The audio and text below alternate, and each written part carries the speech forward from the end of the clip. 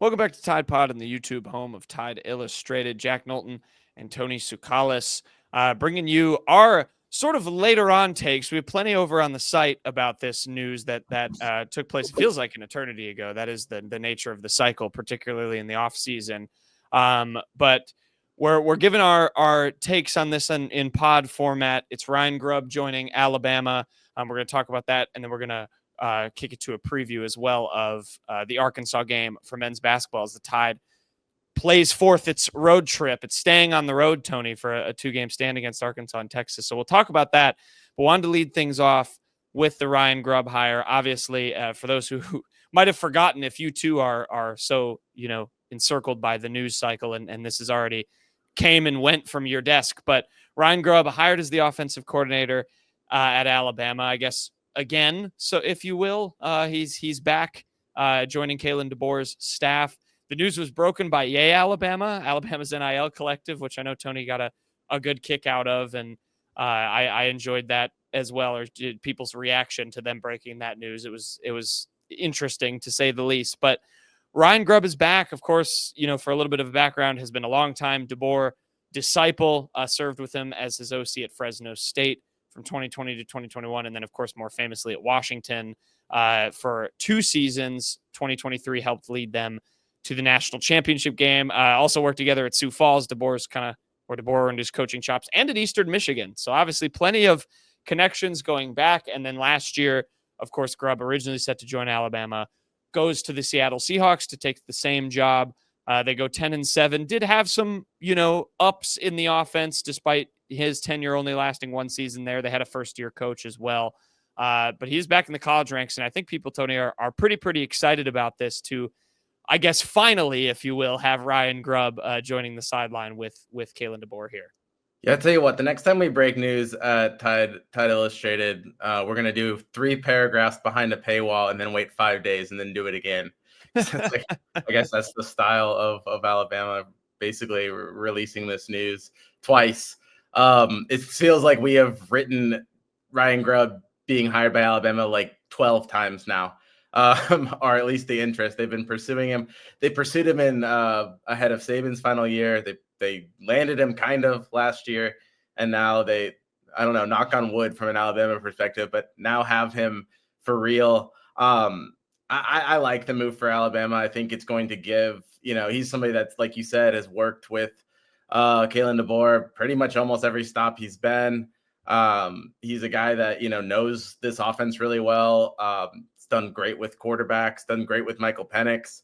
A little bit of a concern, Jack, about, is Alabama gonna run the ball? Some of his offenses haven't really had great rushing attacks. Now he's kind of worked with his personnel, and he's had great receivers. And you could make the argument, Jack, that Alabama's personnel sets up to throw the ball in this system. I would say the deepest position group would be, once again, the receivers, at least in my opinion. They do have good running backs, though, too, and they should use them. But if you have a little bit of an uncertainty on the offensive line from you're losing guys like Tyler Booker, I think maybe it makes sense maybe to throw some quick passes or something like that. So we'll see how that goes. But I think in a lot of ways, Jack, you're going to see more of the Kalen DeBoer Washington stamp on this year's team from a lot of the perspectives. Grubb's one of them. The personnel's one of them. Just having players in your system that are more familiar with your style, that know what's going on, that are used to the culture change. I think all of that together is going to be big for Alabama. Yeah, I think the stat that, jumps out at me when I read, kind of all of these once again stories announcing the hire was that last season in Seattle, I think Geno Smith achieved a career high in pass attempts, which he's been in the NFL for a long time. So you talk about a offense that very much, puts a lot of pressure on the quarterback in a good way, in the sense that they like to throw the ball a lot. And just kind of along those lines, I mean, how else do you see this kind of affecting things? Obviously, from a staff dynamic as well, one of the big things was that along with bringing in Grubb, they're still going to retain the likes of Nick Sheridan, who was, of course, the offensive coordinator last year, Jamarcus Shepard, who was, people forget, the co-OC along with the wide receivers coach, 2 guys who, were a big part of Alabama's offense and that staff coming in last year. from maybe that perspective, and then just where else do you see this maybe melting pot of DeBoer disciples kind of now all assembling together again in Tuscaloosa? How do you think it'll change things next year? Yeah, so in today's age of college football, you have to designate your 10, I guess, recruiting assistants, like the ones that are going to go out on the road and recruit. You can't have 50 people going out and recruit. But now analysts, or what they used to call analysts, can coach on the field and in practice, and they can basically do everything but recruit, right? So I think it makes sense to keep Sheridan as he's a former quarterback. Grubb is not a former quarterback. In fact, Grubb's got his start as an offensive line coach. So I think it makes sense, not to say that Grubb doesn't know quarterbacks, but I think it makes sense to have Grubb kind of oversee the offense and maybe have Sheridan in charge of the quarterbacks as just a quarterbacks coach. You can do that now. You don't have to worry about, spending a coaching slot on a position. It's just one of those two might not recruit, or somebody else, maybe you just designate, I don't know. I'm throwing out a name, but maybe like Brian Ellis doesn't recruit, Jay Nunez didn't recruit last year, and he's the special teams coach. So it's kind of the same thing. You pick a coach that you don't think you're going to need in recruiting as much, and then he just becomes your, member of the staff and in your role from there. It makes the most sense with Nick Sheridan. I know he was brought in as a tight ends coach, but it makes the most sense to have him oversee the quarterbacks. And honestly, everything else seems like a demotion, right? I mean, to go from offensive coordinator back to tight ends coach would be, I don't know. That'd just be so weird for me. I mean, I guess I'm not Alabama. I'm not Kalen DeBoer. I'm not making that call. I don't know. Maybe like Nick Sheridan's a tight end whisperer or something. But to me, it would make sense to have your former Michigan quarterback just oversee the quarterbacks. Yeah, I would agree. Obviously, you brought that up because, of course, Nick Sheridan was the tight ends coach on those Washington teams. When DeBoer and Grubb were running the show there. But I think you've seen a lot of good from Brian Ellis too. At coaching that position, and tight ends, one that was important at Washington for DeBoer and Grubb, and I think is going to continue to be for Alabama. So I feel like letting him run the show there is fine. And I agree. You have that background with Nick Sheridan. It's still an important position. You think about, maybe from a career standpoint for Nick Sheridan, there can be a world where it doesn't seem like a demotion, right? This is obviously a year Alabama's going into the spring where it doesn't know necessarily who its quarterback is going to be. There's going to be some development required from whoever ends up taking that starting job. And, if Sheridan can prove himself as a guy who can do that, maybe take, say, a Ty Simpson or an Austin Mack, whoever it might be, to that next level next year, I think that could be huge for his own resume, as well as obviously, good for Alabama's on-field results as well. I mean, theoretically too, I see quarterback coach is a higher prestige position than tight end coach. But, Nick Sheridan was originally hired as a tight ends coach. If that's where they see him, you could theoretically put Brian Ellis as your quarterbacks coach. He is a former quarterback. He's worked with quarterbacks before. So either one of those two, whoever you want to do, those are the two, in my opinion, that there's an opening at quarterbacks coach if you just wanted to insert a quarterbacks coach per se. So theoretically you could. I think you've had Sheridan work with the quarterbacks as an offensive coordinator. Just kind of makes sense, I think, to keep him there. Yeah, it feels very fitting. I mean, he's he was there, in the foxhole was, I think, what always Cade Womack used, right? With Kalen DeBoer last year, kind of saw what the ups and downs of what he went through. I feel like that's a position that makes sense, worked with those guys, closely. One thing, and I hope I'm not wrong here, I think they can both be involved in the game. And so you could have what could be nice is have Sheridan on the field and Grubb in the box during the game. Mm-hmm. That could be very beneficial in terms of, basically having two offensive coordinators and having somebody to be more hands-on with the young quarterback on the bench, be there to kind of guide him, maybe hold his hand a little bit, and then also have the eyes in the sky. I think Grubb's going to be a guy that's going to be in the box, but having Sheridan now down on the field, and I don't know, maybe you want them both up there, but I think that could be beneficial of having a guy down there, having kind of the best of both worlds in that situation. Yeah, maybe being the first to talk to him when he runs off the field before he calls up to the coach's box and talks to Grubb, or whoever it might be. Yeah, I mean, that'd obviously be a transition for Sheridan, right, as well. Of course, it was, like you said, he was up in the coaching box. And maybe you're right. It is a world where they just have both of those minds up there, and it's a nice, duo. You see that across college football, I feel like, where you have multiple kind of offensive staffers up in the coach's box. You can make decisions that way.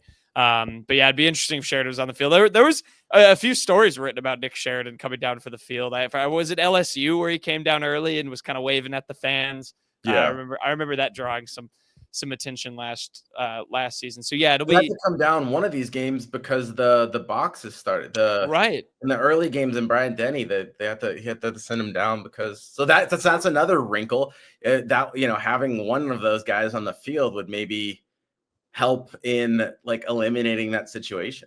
Yeah, that's a good point. Strategically, if the communications go out, because I know, that was Western Kentucky, wasn't it? Where I think Western Kentucky's wasn't working. Yeah, I remember it was early and they had to get him down in the elevator, which is not hard if you know the way that Bryant-Denny works. That it's pretty streamlined from the elevator to the field, especially when you have bodyguards and everything. An escort, yeah.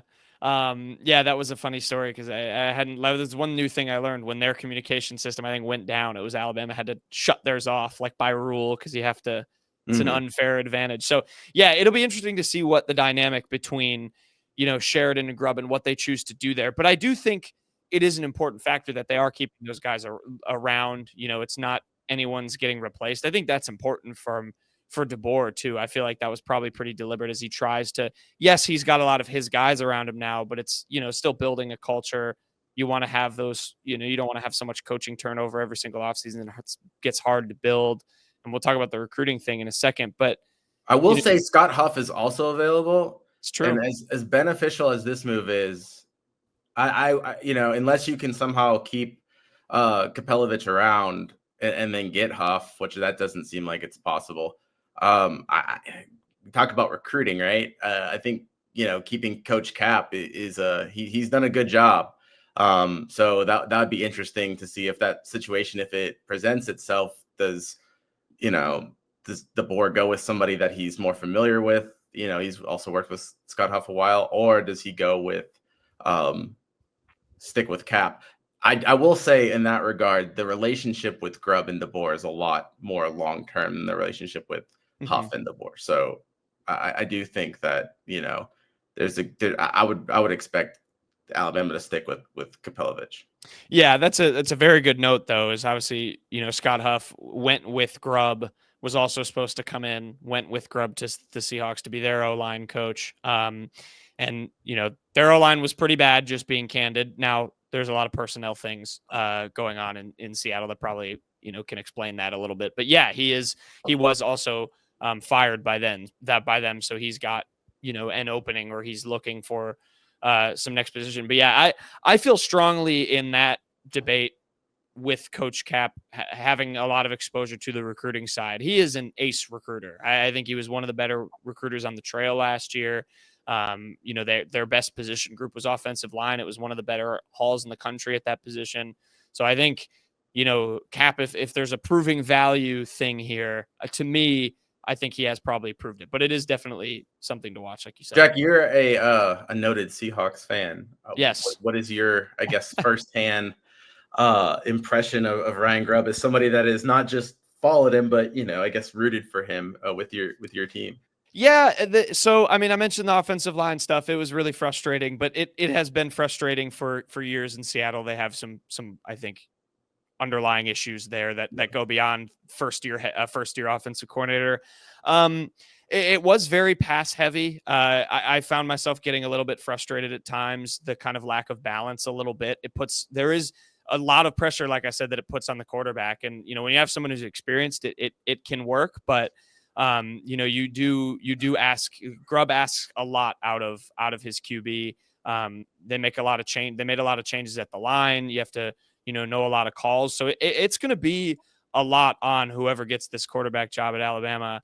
And then the only other frustrating part I'll point out, their goal line offense was really weak. I don't know if maybe DeBoer has some things, and maybe the college level with it being a little different, they'll be able to draw some better stuff up. But that was probably the most frustrating part was within the goal line. There was some some bad offense played, but I will say, you know, when it was clicking, I mean, it was incredibly explosive. You always felt they could score on a drive. You know, in close games when you need to get quick chunk plays down the field.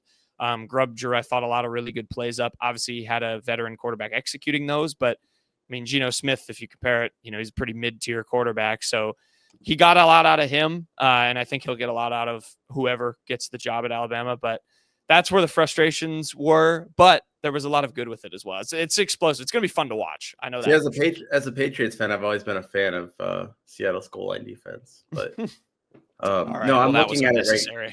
I'm looking at it right now. I don't have the stats for goal line per se, but Washington, Grubb's final year, 56th in red zone conversions. Yeah, that's usually a good indication of how you're doing there. Let's see, in 2000, and they were 43rd, so kind of average on red zone conversions. That's not necessarily. I mean, that's the 20-yard line. So yeah, I mean, it was the whole red zone in Seattle. Yeah, it doesn't necessarily manage goal line situations. I think when you pass the ball that much, though, yeah, it's not going to be your forte. I don't expect Alabama going under center that much. Although I think you can a little bit more, but I just don't. I say that I'd have to go back and look more at what Washington did. I don't think that's a huge part of this offense. Also, another thing worth pointing out. This offense is not going to be that different than, Alabama's offense. It's not like they got a totally different mind. You've got Kalen DeBoer, who is an offensive guru, and he's, and his longtime assistant. Nick Sheridan was running an offense based on Kalen DeBoer, and Ryan Grubb is running an offense based off Kalen DeBoer. So don't expect wholesale changes. Now, maybe it'll look a lot different, but I think it will look different, a lot more different based on the personnel, based on who you'll have at quarterback than it will because of a scheme change. So I guess the scheme will look different, but I think it would have looked different regardless if Grubb came back. I think Sheridan would have done some different things, with the change. There's obviously a difference between having a quarterback like Ty Simpson or Austin Mack or Keelan Russell than a quarterback like Jalen Milroe. It's just totally different styles. So, yeah. Yeah, absolutely. I agree. And I think, you're absolutely right. It is. I mean, it's the most important position on the field. It was always going to look different. And I think the continuity of bringing DeBoer and Grubb together will be a big thing. Again, to go back to Seattle, I mean, at its best, it was an explosive offense. They won 10 games with a first-year head coach and a first-year OC. So he did some good stuff. I mean, it's not a nothing. It wasn't a nothing forgettable stint necessarily in the pros, but I want to go back to that. Obviously, at Alabama, quarterback's going to be vastly different next year with a new guy coming in. But when you think about this positionally, and maybe you can add in some of the new personnel here or even some of the personnel coming back for Alabama, which position group do you think maybe will be the most positively influenced on the offense with Grubb kind of having his hands on things now? And whether it's multiple or maybe one, I guess, where do you see maybe a group having a bigger impact maybe next year? I mean, you just have to look at the last year at Washington and then the following draft to think it's got to be the wide receivers. I think that, like I said, it's going to benefit a lot from just the style of offense, the style of quarterback. I think Alabama's going to pass the ball a lot more. I think when they run it, it's going to be more designed runs. But a lot of that's just because of the change in quarterback. Not designed runs. I mean, it's going to be a lot of running back design runs, like a traditional running back runs.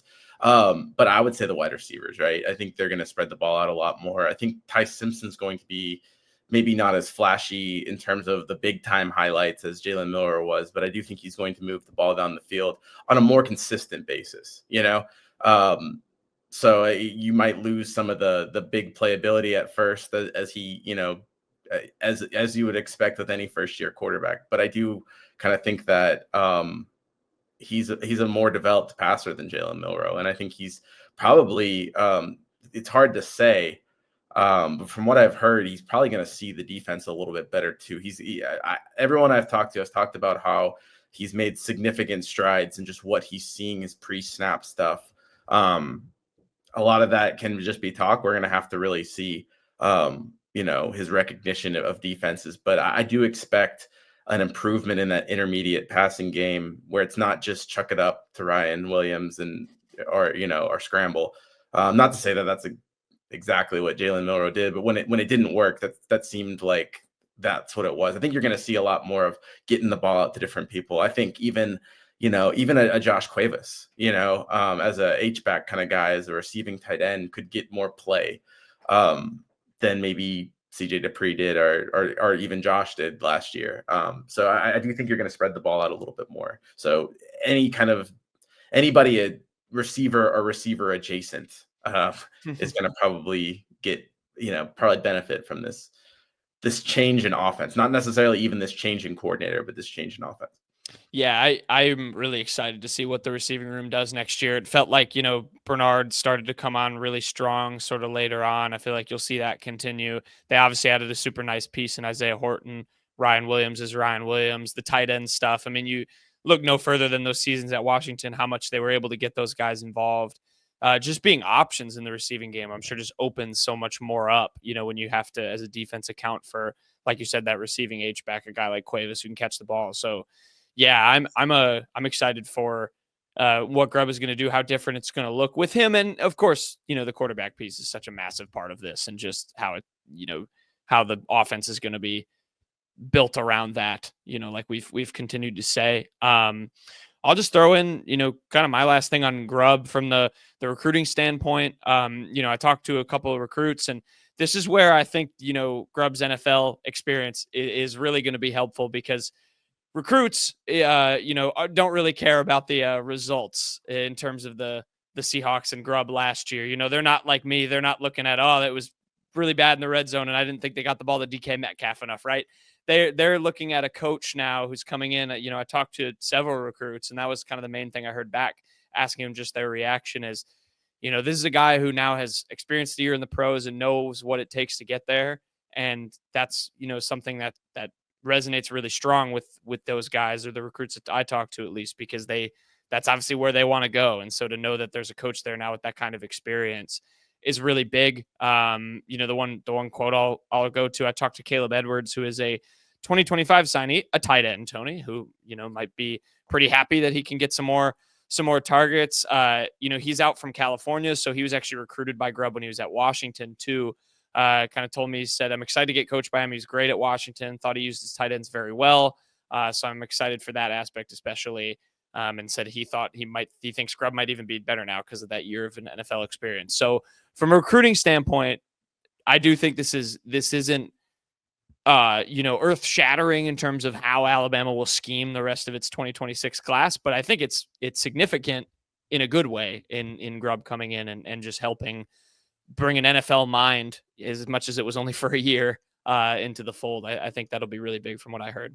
Yeah, obviously influential in bringing in Austin Mack to Washington, and then and a reason behind Austin Mack. Grubb. Here's a story about Grubb, and Grubb's. This should show you what players and think about Grubb. I don't think Austin Mack follows Kalen DeBoer to Alabama if Washington names Grubb its head coach. I think that it was a slam dunk decision once Grubb wasn't going to be the head coach. But I think had Grubb been the head coach at Washington, they might have kept some of these players. Maybe it could have been the same thing with Parker Brailsford. You know what I'm saying? Like he was that loved that, and then obviously, when you're at a place like Washington, you just come off a championship, you really care about that program. I would say that, there's a chance that some of these guys that they brought over, not all, but I think some of them might have stayed for Grubb. And that's nothing really on Kalen. That's just, obviously they liked Washington and they liked Grubb. And it shows, despite how much they liked Kalen, I think he might have been able to keep some of these guys. Yeah, that's a super good point. I didn't even think about Parker Brailsford. I mean, on that O-line, having some synergy, with Grubb as well. I mean, that's going to be critical from your center from a communication standpoint. I feel like that was such a big thing last year. And you go back to the top, losing a guy like Tyler Booker, you need people to be that communicator for you. So that'll be a big piece. Yeah, exciting times with Ryan Grubb coming in, and a very full circle moment to, again, go back to the top with, finally getting to hit publish on that Ryan Grubb official story, even if it Yeah. surprisingly comes from Alabama. But yeah, Ryan Grubb joining the Tide. We'll see how it shakes things up on the recruiting trail and as we get closer into spring practice here in the next few weeks. Let's segue, Tony. Finish off the show. We'll do a little quick preview of the men's basketball's travels to Arkansas. Obviously, Alabama basketball in the thick of it in SEC play. Halfway through, we did our little predictions last show of the back nine for the Tide. So go check that out. We gave our thoughts. I'm still switching up the decision in my head every time I watch a game featuring whoever it is. I just have a different opinion on both teams whenever I watch an SEC game. It's ridiculous, but no midweek game for Alabama. Of course, they go to Fayetteville on Saturday, 7:30 p.m. On ESPN2, I believe. That game is at the Hogs, 14-8. They are 3-6 in conference. However, after an 0-6 start to SEC play, they're 3-1 since. They just went into Kentucky, beat them in Rupp, and obviously Coach Calipari's return. And then they went out and beat Texas in Austin, who, of course, Alabama has to play next. They're actually staying out on the road. Nate Oates said they're going to watch the Super Bowl together on Sunday, get like a walkthrough practice. They're just going to stay out on the road, go right to Texas for those 2 road games. But a little more on Arkansas for you, Tony. 43rd in Ken Palm right now. They're the number 81st team in the country in offense, number 28 on defense. So Cal putting together some good defense, and I'll tell you why. A lot of length. This team is 8th in the country in block percentage, 5th in blocks per game. They got 3 guys that are averaging over 1 a game. Zvonimir Ivisic, yes, I'm pronouncing that right. I've watched enough SEC basketball. 7-foot center. He's averaging about 8 and almost 2 blocks a game. He's their leader.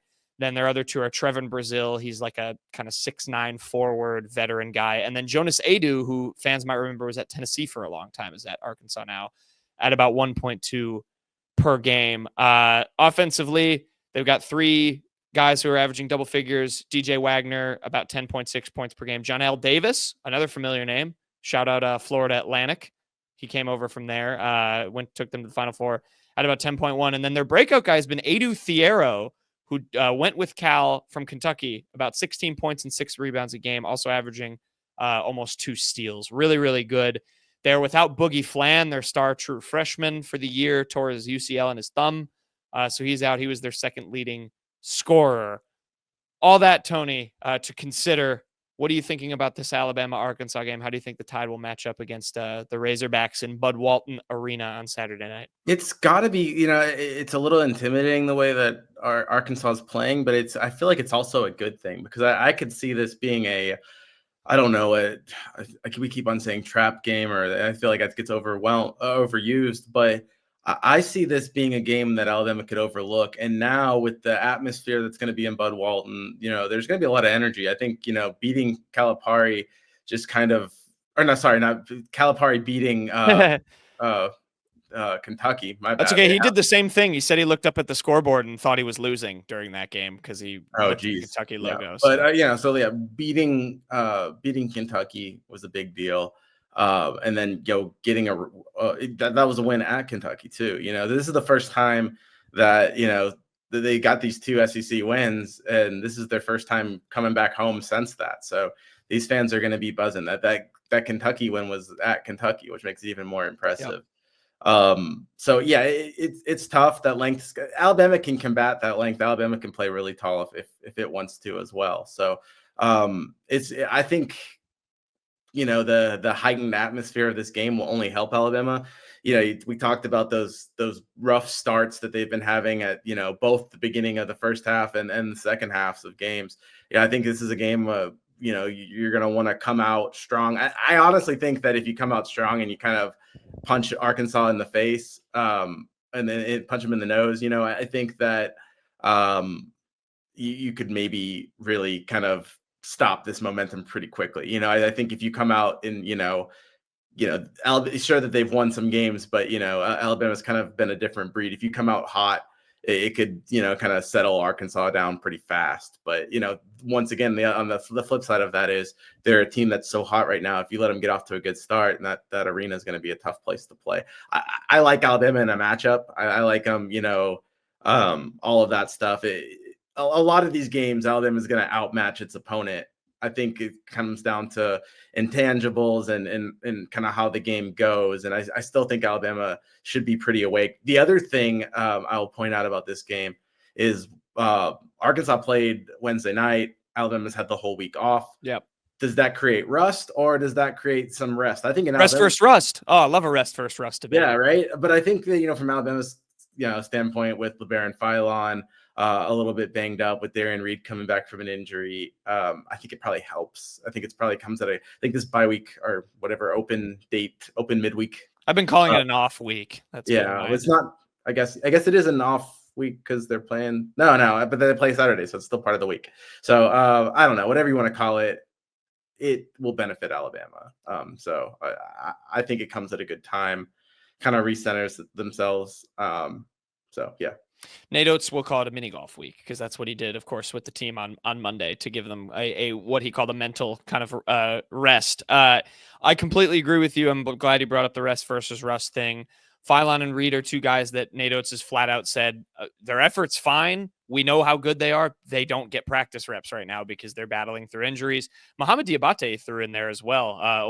Said he would have played more against Georgia, but didn't because he's been dealing, I think, with a knee thing. So all three of them, I think, will be big. And Reed specifically is a matchup or is a guy I'm going to be really watching in this game because I think he's a guy who one-on-one against Thiero could be a good matchup for him. Thiero is a 6'8", 220-pound junior, doesn't shoot a lot of threes, does a lot of scoring inside.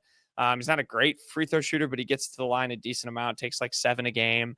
But he's really upped his inside scoring. And Reed, I feel like, has shown himself to be a pretty good defender, against guys that are similar sized. And I think he could end up being a pretty big piece. We'll see if, maybe Jaron Stevenson takes him to start. If Oates goes with the starting lineup, that's probably the most likely matchup to me. So I think Reed being back healthy and getting that rest, like you said, in particular, would be really big. Philon, of course, as well. Diabate, I guess you could probably play Diabate 5 minutes. He's still going to get 6 rebounds. So, maybe his doesn't really matter. But, him being available for as much as you're able to have him is obviously great as well. I also like Alabama in this matchup. Oates has been pretty open about how they've somewhat overlooked teams with length, or at least teams that can rebound really well. Arkansas uses, I think, most of its length on the defensive end, not necessarily on the glass. So, if they can really disrupt Alabama, if, maybe they prevent guys like Clifford Amore and Grant Nelson from getting easy looks at the rim. If you're defending well without fouling, if they are fouling and Alabama's not hitting its free throws, that can obviously be a very real thing too for this team. It could be a Mo Diabate, Grant Nelson drive game, kind of like what you did with Kentucky, where they can get past some of these bigger defenders out on the perimeter and then open up shots, or just beat them to the rim. So Alabama has ways to combat that as well. Yeah, creating mismatches, I think, is going to be big. I think Aiden Holloway, being used as, on those screen and rolls when, Nate Oates talk about it when the big drops back in coverage and really has to make a decision with him because do you contest his floater, which he is automatic with? Do you, run up and defend? You can't go under the screen because he can shoot. Do you want to defend the big, give him a free layup? So, yeah, Alabama, I think, obviously has the talent to win this game. I think they will. I think they overcome this. And then, we'll see from there. This team to me, I'm never going to count them on the road until they give me a reason to count them out on the road. And these next 2 games could give that. Texas is also very good. But, yeah, we'll see what they make of this kind of extended time on the road. They seem to love playing, away from home. So hopefully they love spending some extra time with each other. And because that's what they'll be doing, obviously, staying out. So we'll see how that dynamic affects things. Any final thoughts with Arkansas? Not so much with Arkansas, but when you look at the way this, if Alabama handles business, it's sure shaping up. Like I know the SEC is tight, and I know this SEC rankings is, or the SEC standings are, there's a lot of quality teams here, but it's really, you're starting to see Auburn and Alabama kind of rise to the top. If Alabama handles business against Arkansas, you could really see, Alabama's already got a 2-game lead on second place. Florida, who's one of the teams in third, plays Auburn at Auburn. And Missouri, I think, hosts Texas A&M, and those are the other 2 people tied for third. So you're going to lose. If Auburn and Alabama take care of business, like, you're going to have Alabama have a 2-game lead over, the winner of Missouri or Texas A&M, and then a 3-game lead over Florida. And that is just massive. I think, it's really going to come down to these Alabama-Auburn showdowns, and that will be next, not this coming weekend, but the weekend after that. It will be the ultimate test of not overlooking your opponent as you, like you said, look ahead to that Saturday game, February 15th. It's right around the corner. Alabama against Auburn, the IBOB #1. I'm so excited. I've been looking ahead to that game since non-conference play. So, if it were me, College game day. I mean, assuming, I think regardless, I think the only way that College game day is not there would be if both Alabama and Auburn lost this weekend, I guess. Yeah, and even still, I think then, it's still going to be regardless, it's going to be a top 10 matchup with rivalry teams. I think you probably send College game day there, so that's just going to add to it. You know what? It is part of a very fun weekend in college basketball. You have the Egg Bowl of basketball 2 between Mississippi State and Ole Miss that weekend. No, I think it's a competition, right? If anything, it speaks to the rivalry. I just think it's fun. You have that game in Houston, Arizona should be pretty fun. The Wildcats are kind of trending in the Big 12. Those are good matchups, but I think, obviously. Oh, of course. It will get it. It should get it. It's going to be awesome. Tickets are like $400 already. So good luck to you fans if you haven't bought one of those yet. I wish you the best on that venture. But yeah, Alabama against Arkansas, 7:30 on Saturday in Bud Walton Arena, ESPN. You can watch that game. Ryan Grubb is now Alabama's official offensive coordinator again. And that's the news. So we'll obviously have a recap. We got plenty of good stuff over on the site. We'll have a preview and obviously game recap, everything from the Arkansas game. We'll both be in Fayetteville joining the team. We are not staying out on the road. We're also not with the team either. Not with the team. Sorry. Yeah. Like the team, we will be in Fayetteville. We will not be with the team joining them on their road trip. That as fun as that sounds, we'll have to come back to Tuscaloosa. But enjoy that game, and we'll have plenty of Ryan Grubb coverage, football coverage going forward as we zero light speed toward the start of spring practice as well. So we'll have everything covered going forward. Subscribe on Tide Illustrated. Subscribe here on the YouTube. Give us a follow on Spotify if you're listening. We'll see you next time.